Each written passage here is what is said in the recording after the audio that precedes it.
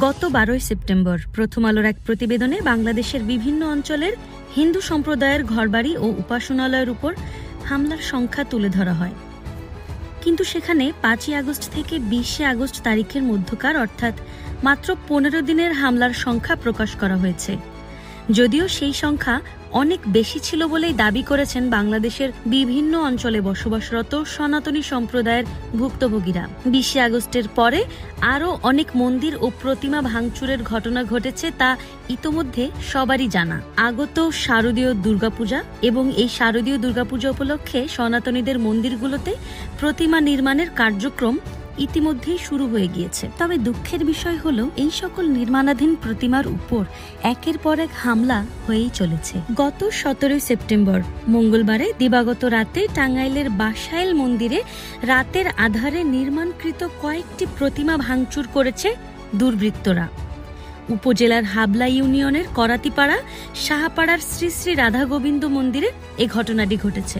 এদিকে খবর পেয়ে 18 সেপ্টেম্বর বুধবার দুপুরে উপজেলার নির্বাহী কর্মকর্তা ইউএনও শাহরুখ খান সহ সেনাবাহিনী ও পুলিশের কর্মকর্তারা ঘটনাস্থল পরিদর্শন করেন। করাতিপাড়া সাহাপাড়ার শ্রী শ্রী রাধা গোবিন্দ মন্দিরের সাধারণ সম্পাদক অরুণ কুমার সাহা বলেন, দুর্গাপূজার জন্য প্রতিমা তৈরির কাজ চলছিল। রাতের আধারে দুর্বৃত্তরা মন্দিরের 7টি প্রতিমা ভাঙচুর করেছে। কোনোটার হাত আবার কোনোটার মাথা ভেঙে ফেলেছে। সব মিলিয়ে 7টি প্রতিমা ক্ষতিগ্রস্ত হয়েছে। বিষয়টি ইউএনওকে জানানো হয়েছে। পুলিশ সহ প্রশাসন ঘটনাস্থল পরিদর্শন করেছেন। পরবর্তীতে তারা মন্দিরে পাহারার ব্যবস্থা করেন। উপজেলার হাবলা ইউনিয়ন পরিষদের চেয়ারম্যান খোরশেদ আলম নিজেও এই প্রতিমা ভাঙচুরের কথা উল্লেখ করেন। বাসাইল থানার ওসি মোহাম্মদ মাজহারুল আমিন বলেন, ঘটনাস্থল পরিদর্শন করেছি, কেউ এখন পর্যন্ত লিখিত অভিযোগ দেয়নি। মন্দিরে প্রতিমা তৈরির কাজ চলছিল। এর মধ্যে কয়েকটি প্রতিমার বিভিন্ন অংশ ভেঙে ফেলা হয়েছে। এরপর 20 সেপ্টেম্বর 3টি ভিন্ন ভিন্ন জায়গা থেকে প্রতিমা ভাঙচুরের খবর আসে। 20 সেপ্টেম্বর রাত 1টায় বরগুনা জেলার 3 নম্বর ফুলঝুরি ইউনিয়নের গলাচিপায় দুর্বৃত্তরা মন্দির ও প্রতিমা ভাঙচুর করেছে বলে জানা যায়।